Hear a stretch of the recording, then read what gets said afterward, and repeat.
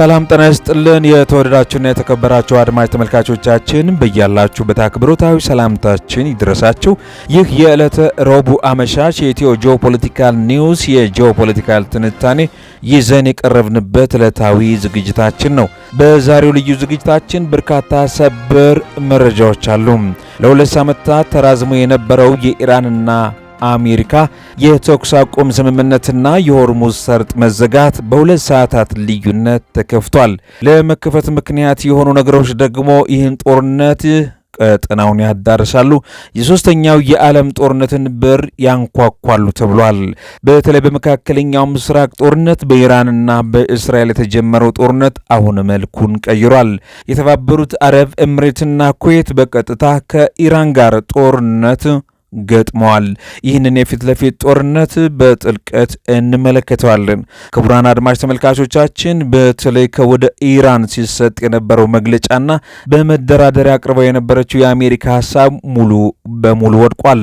ጦርነቱ የተጀመረው በኢራንና በእስራኤል ቢሆንም የማታ ድርድሮ በአሜሪካና በኢራን መካከል ብቻ መደረጉ የተኩስ አቁም ስምምነቱ ለሁለት ሰዓታት ብቻ እንዲቆይ አድርጎታል የተባለው ለምን በትንታኔ የምንመለከተውን የእስራኤልን ዝምታና ጥቃት የተመለከተም መረጃ እየወጣ ይገኛል።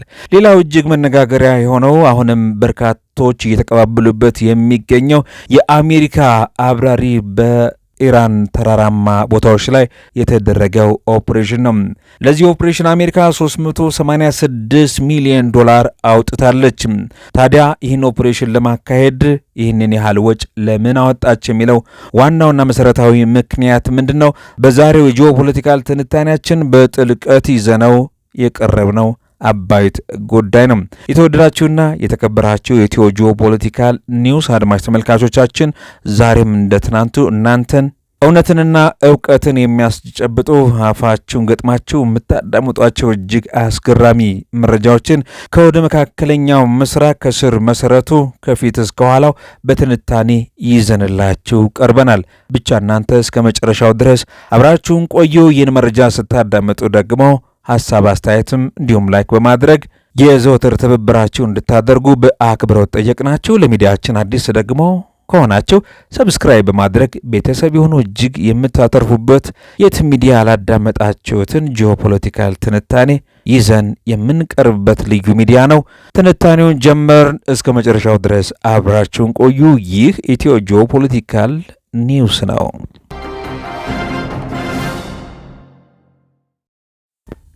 የተወደዳችሁና የተከበራችሁ አድማጭ ተመልካቾቻችን እንግዲህ ከሰዓታት በፊት የሆርሙዝ ሰርጥ ተከፍቷል የሚሉ መረጃዎች በተለያዩ ዓለም አቀፍ ሰበር ሚዲያዎች ሲዘገብ እንደነበር ይታወሳል። ነገር ግን ከሁለት ሳምንታት የተከፈተው የሆርሙዝ ሰርጥ በሁለት ሰዓት ልዩነት ተዘግቷል። የተዘጋበት ምክንያትም በርካታ ነው። በተለይ በአሜሪካና በኢራን መካከል የተደረገው ድርድር እስራኤልን እንዲሁም ደግሞ ዩኤስኤን አረብ ኤምሬትና ኩዌትን አላካተተም ነበር። የኢስላማባዱ የሁለት ሳምንታት የተኩስ አቁም ስምምነት በሁለት ሰዓታት ልዩነት ፈርሷል። ይህ ስምምነት ከመፍረሱ በፊት የተካሄዱ ዲፕሎማሲያዊ ጥረቶች ምንድናቸው የሚለውን እነሆ እናስደምጣቸው። የሆርሙዝ ሰርጥ ጊዜያዊ መከፈትና የኢራን አሜሪካ አዲሱ ፖለቲካዊ ቁማር። በዛሬው ትንታኔያችን ዝታችን በዓለም አቀፍ የፖለቲካና ኢኮኖሚ መድረክ ላይ ከፍተኛ መነጋገሪያ በሆነው ጉዳይ ላይ ትኩረት እናደርጋለን። ኢራን ለሁለት ሳምንታት የሚቆይ የተኩስ አቁም ስምምነት የሆርሙዝ ሰርጥ ክፍት ማድረጓን አስታውቃ ነበር። ይህ ውሳኔ ምን እንድምታ አለው? አሜሪካ እስከዚህ ጀርባ ምን ሚና ተጫውታለች? ድርድሩ ለምን በኢስላማባድ ሊካሄድ ተመረጠ? ዝርዝር ትንታኔውን ይዘናል። ከዚህ ጀርባ ጦርነቱ ሲጀምር በእስራኤልና በኢራን ነው የተባለው ጦርነት ድርድር ሲሆን በአሜሪካና በኢራን መካከል ለምን ሆነ? ይህ ስምምነት እስራኤልን አለማካተቱ በኋላ ያመጣው ጦስስ ምንድን ነው? እንመለከተዋለን። ወደ ትንታኔው ከመግባታችን በፊት እስኪ መሰረታዊ መረጃ እንመልከት። የኢራን የውጭ ጉዳይ ሚኒስትር አባስ አራቂቼ በኤክስ ገጻቸው ባወጡት መግለጫ የሀገሪቱ የብሔራዊ ደህንነት ከፍተኛ ምክር ቤትን በመወከል ለቀጣዮቹ ሁለት ሳምንታት ሆርሙዝ ሰርጥ በኩል ደህንነቱ የተጠበቀ የባህር ላይ ጉዞ ማድረግ እንደሚቻል አረጋግጠው ተናግረው ነበር። ይህ እርምጃ የተወሰደው አሜሪካ ጥቃቶቹን ለማቆም ስትራቴጂካዊ የሆርሙዝ ሰርጥ ክፍት እንዲሆኑ ያስቀመጠችውን ቅድመ ሁኔታ ኢራን መቀበሏ ነው። ቀጣዩ የዲፕሎማሲ ሂደት በፓኪስታን ዋና ከተማ ኢስላማባድ እንደሚጀምርም ይፋ ተደረገ። ይህ የ2 ሳምንታት የተኩስ አቁም ስምምነት ቀላል የፖለቲካ ዜና አልነበረም። ምክንያቱም ለመረዳት የሆርሙዝ ሰርጥና ስትራቴጂካዊ ጠቀሜታው ማየት ግድ ይለናል። ሆርሙዝ ሰርጥ በዓለም ላይ ከሚተራመሰው የነዳጅ ውስጥ ከፍተኛውን እጅ የሚያልፈው ወሳኝ የውሃ መስመር ነው። ይህ ሰርጥ ሲዘጋ ወይም ስጋት ሲያድርበት የዓለም የነዳጅ ዋጋ በከፍተኛ ሁኔታ ይንራል። ኢራን ይህንን ሰርጥ መዝጋት አቅም እንዳላት ማሳየቷ በምዕራባውያን ላይ በተለይም በአሜሪካ ላይ ጠንካራ የመደራደሪያ አቅም እንዲኖራትም አስችሏታል። አሁን የተደረገው የ2 ሳምንታት መከፈትም ሰላም ከፈለጋችሁ ቁልፉ በእጃችን የሚል መልእክት ያዘለም ነበር። ስምምነቱ የአሜሪካና የኢራንን የፖለቲካ ቼዝ ጨዋታ ያሳየን ነበር። በዚህ ስምምነት ውስጥ የአሜሪካ ሚናና የኢራን ምላሽ የሁለቱን ሀገራት የፖለቲካ ቼዝ ጨዋታ ቁልጭ አድርጎ ያሳያል። አሜሪካ በኢራን ወይም በኢራን ደጋፊ ኃይሎች ላይ የምታደርገው ጥቃት ለማቆም ሰርጡ ክፍት መሆኑን እንደ ቅድመ ሁኔታ ማቅረቧ የዓለምን ኢኮኖሚ ከነዳጅ ቀውስ የመጠበቅና የባህር ላይ ንግድ ደህንነትን የማረጋገጥ ፍላጎትን ያሳየ ነው ተብሏል። አባስ አራቂቼ በመግለጫቸው በኢራን የታጠቁ ኃይሎች ቅንጅትና ቴክኒካዊ ውስንነቶችን ከግምት ውስጥ በማስገባት ማለታቸው ኢራን አሁንም ቢሆን የሰርጡ ሙሉ ተቆጣጣሪ መሆኗንና ስምምነቱ ካልሰራ በማንኛውም ጊዜ ሁኔታዎችን የመቀየር ወታደራዊ አቅም እንዳላት ለማስጠንቀቅ የተጠቀመችበት ዲፕሎማሲያዊ ቋንቋ ነበር። እሱም ከ2 ሰዓታት በኋላ ተግባራዊ ሆኗል። ስምምነቱ ለምን ኢስላማባድ ተደረገም? ሌላው ትኩረት የሚስበው ጉዳይ የድርድሩ ቦታ ነው። ድርድሩ በኢስላማባድ ፓኪስታን መካሄዱ ድንገተኛ አይደለም። ፓኪስታን ከኢራን ጋር ረዥም ድንበር የምትጋራ ጎረቤት ስትሆን በተመሳሳይ ከአሜሪካ ጋር የረዥም ጊዜ ጸጥታና ወታደራዊ ትብብር ያላት ሀገር ናት። ኢስላማባድ በሁለቱ ወገኖች በቴህራንና በዋሽንግተን ዲሲ በተወሰነ ደረጃ ተቀባይነት ያላት የገለልተኛ መድረክ ሚና ለመጫወት አመቺ ሆናም ተገኝታ ነበር። ለማጠቃለል ያህል ይህ የ2 ሳምንታት የተኩስ አቁምና የሆርሙዝ ሰርጥ መከፈት ጊዜያዊ እፎይታን ቢሰጥም የችግሩ ዘላቂ መፍትሄ ግን በኢስላማባድ በሚካሄደው ድርድር ውጤት ላይ የተመሰረተ ይሆናል ተብሎ ነበር። 2 ሳምንታት ሲጠናቀቅ ሰርጡ ዳግም ይዘጋል ወይስ ድርድሩ ፍሬ አፍርቶ ወደ ዘላቂ ሰላም ያመራል ተብሎ በርካታ ዓለም አቀፍ ሚዲያዎችና ፖለቲካ ተንታኞች አስተያየት ቢሰጡም ለ2 ሳምንት የተጠበቀው በ2 ሰዓታት ልዩነት ሆርሙዝ እንዲዘጋ ሆነ።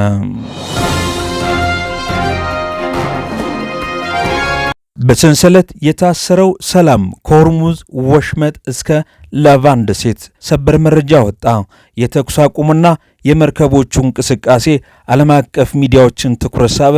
ፖለቲካ ተንታኞች ተነጋገሩበት፣ የተጠራጠሩም ጥርጣሬያቸውን ይፋ አደረጉም። ለ2 ሳምንት የሚቆየው የተኩስ አቁም ስምምነት መደረጉን ተከትሎ ስልታዊ የሆርሙዝ ወሽመጥ የመጀመሪያዎቹን የንግድ መርከቦች ማስተናገድ ጀምረው ነበር። ይሁን እንጂ ይህ ተስፋ ሰጭ ጅምር በኤምሬት፣ በኩዌት፣ በኢራንና በእስራኤል ላይ በተሰነዘሩ አዳዲስ ጥቃቶች ምክንያት ዳግም ወደ ስጋት ተለውጧል። ትናንትና ረቡዕ ዕለት ምሽት የኒውዮርክ ታይምስና የቺፒንግ መረጃ ተንታኝ ኬፕለር ዋቢ በማድረግ እንደዘገበው አንዷ የግሪክ ባለቤትነት ያላትና ሌላዋ በሊቢያ ሰንደቅ ዓላማ የምትመራ 2 ግዙፍ መርከቦች ወሽመጡን በሰላም አቋርጠዋል። ይህ ጦርነት ከተቀሰቀሰ ጀምሮ በፋርስ ባህረ ሰላጤ ውስጥ ተገተልትለው የቆዩት 400 በላይ መርከቦች እንደ ብርሃን ታይቷቸው ነበር። ግን እውነት አልሆነም። የኢራን በቃታ ላይ ያለ ጣት ማስጠንቀቂያም የዚህ ውጤት ነው። የኢራን ብሔራዊ ደህንነት ከፍተኛ ምክር ቤት የተኩስ አቁሙን አስመልክቶ የሰጠው መግለጫ ግን ገና ከጅምሩ ጥንቃቄና ጥርጣሬ የተሞላበት ነበር። ምክር ቤቱም በኢራን ላይ የሚሰነዘሩ ጥቃቶች ካቆሙ ብቻ መከላከያ እርምጃችንን እናቆማለን ሲል መግለጹ በአሜሪካ ላይ ፍጹም እምነት እንደሌላቸው የገለጹት የኢራን ባለስልጣናት ጣቶቻችን በቃታው ላይ ናቸው፣ ማንኛውም ስህተት ከተፈጸመ በሙሉ ኃይል ምላሽ እንሰጣለን ሲሉ ዝተው ነበር። ይህ ማስጠንቀቂያ ወደ ሊባኖስ በተሰነዘረ በእስራኤል ጥቃት ዩናይትድ አረብ ኤምሬትና ኩዌት ወደ ጦርነቱ በመቀላቀላቸው ምክንያት ዳግም ሆርሙዝ ተዘጋም። ይህ ድንገተኛው የኤምሬትና የኩዌት በጥቃቱ መሳተፋቸው መነጋገሪያ ሆኗል። ይህ የዓለም ሰበር መረጃ ነው። በአሜሪካና በኢራን መካከል ያለው ስምምነት ገና ሳይጸና በኤምሬትና በኩዌት እንዲሁ በሊባኖስ ላይ ጥቃት መሰንዘሩ ተሰምቷል። ይህ ጥቃት የቀጠናውን ጸጥታ ይበልጥ አወሳሰበው። የኤምሬትን ጥቃት ተከትሎ በኢራን ላቫን ደሴት በሚገኘው የነዳጅ ማጣሪያ ላይ ከፍተኛ ጉዳት ያደረሰ ጥቃት ተፈጽሟል። ይህ ማጣሪያ የኢራን የኢኮኖሚ የጀርባ አጥንት አንዱ አካል መሆኑ ጥቃቱ ቀይ መስመርን የመርገጥ ያህል ተቆጠረም። ምንም እንኳን በኢራንና በአሜሪካ መካከል የተኩስ አቁም ቢኖርም የኤምሬትስና ኢራን እስራኤል ቀጥተኛ ውጊያ ውስጥ መግባት ግጭትን ወደ ክልላዊ ጦርነት እያደገና ከፍተኛ ስጋትን ይዞ ብቅ ያለ ሰበር መረጃ ነው። የዋሽንግተን ምላሽና የነዳጅ ገበያውም ሌላ ትኩረት የሳበ ነው። ፕሬዚዳንት ዶናልድ ትራምፕ ሁኔታውን በቅርብ እየተከታተልኩ ነው ማለታቸው ትራምፕ ስምምነቱ እንዲጸና ቢፈልጉም የክልሉ ሀገራት ኤምሬትስና ኩዌት እንዲሁም እስራኤል ውስጥ መግባታቸው የአሜሪካን ዲፕሎማሲያዊ ጥረት ፈተና ጣለው። በላቫን ደሴት ላይ የደረሰው ጥቃትና በሆርሙዝ ወሽመጥ ላይ ያለው አዲሱ ውጥረት የዓለማችን የነዳጅ ዋጋ በከፍተኛ ሁኔታ እንዲንር ሊያደርግ እንደሚችል ተንታኞች እየገለጹ ባሉበት ሰዓት በፋርስ ባህረ ሰላጤ የተተለተሉ 400 መርከቦች እጣ ፈንታ አሁንም አሳሳቢ ደረጃ ላይ ወደቀ። በኢስላማባድ ሊጀመር የነበረው ድርድር በእነዚህ አዳዲስ ጥቃቶች ምክንያት ተስተጓጎለም። የሆርሙዝ ወሽመጥ ለጥቂት ሰዓታት የሰላም አየር ተንፍሶ የነበረ ቢሆንም አሁን ግን ዳግም የባሩድ ጭስ እየሸተተበት ይገኛል። ጣታችን በቃታ ላይ ነው ያለው የኢራን ዛቻና በኤምሬት በኩል የተሰነዘረው ጥቃት በቀጠናው ወደ ከፋ ቀውስ እያመራ መሆኑን እስራኤል በድርድሩ አለመሳተፏና በሊባኖስ ከፍተኛ ዘመቻ ማድረጓ የዚህ የሆርሙዝ ሰርጥ ድጋሚ የመዘጋት ዋነኛ ምክንያት ሆኖ ብቅ አለ። የሰዓታት እሽቅድምድም አሜሪካ፣ ኢራን፣ እስራኤል በረራ ላይ ትታይ የነበረችው ነጥብ በድንገት ጠፋች። የአሜሪካ ዘመናዊ ጀት በኢራን ድንበር አቅራቢያ ከሰማይ ተመቶ ሲወርድ የዓለም ፖለቲካ ትኩሳት ወደ ጣሪያው ወጣም። አብራሪው ከጥፋቱ ተርፎ በፓራሹት መሬት ብሬክጥም፣ የወረደው ግን በሞት ጥላ ስር ነበር። እሱን ለመጨበጥ የሰዓታት እሽቅድምድም ተጀመረ። በአሜሪካ በኩል አብራሪው መያዝ የለበትም የሚል ቀጭን ትዕዛዝ ተላለፈ። የልዩ ኃይል ኮማንዶው በዝምታ ወደ ሰማይ ተወነጨፈ። ኢራን አገሯን ሊደበድብ እየከነፈ የነበረውን ጀት ብታጋየውም አብራሪውን ግን የመያዝ ዕድሏ አላገኘችም። መሬቱም አገሩም ኢራን ነው። ከጥቁር ጥላቷ አሜሪካዊ የጀት አብራሪን ለመያዝ ከፍተኛ የፍለጋ ቡድን አሰማርታለች። የተላኩት ወታደሮች አብራሪውን ለመያዝ በደቂቃዎች ልዩነት ስር ሆነው እየተቃረቡ ባለበት በዚያ አስጨናቂ ሰዓት የአሜሪካ ሄሊኮፕተሮች ድንበር ጥሰው ገቡም። ጥይቶቹ መተኮስ ጀመሩ። አቧራውና የባሩዱ ሽታ የፓይለቱን ዙሪያ አፈኑትም። ነገር ግን በሰልጣኝ እጆች የታጀቡት ኮማንዶዎች አብራሪውን ከሞትና ከጥላ መንጋጋ ውስጥ ነጥቀው አወጡትም።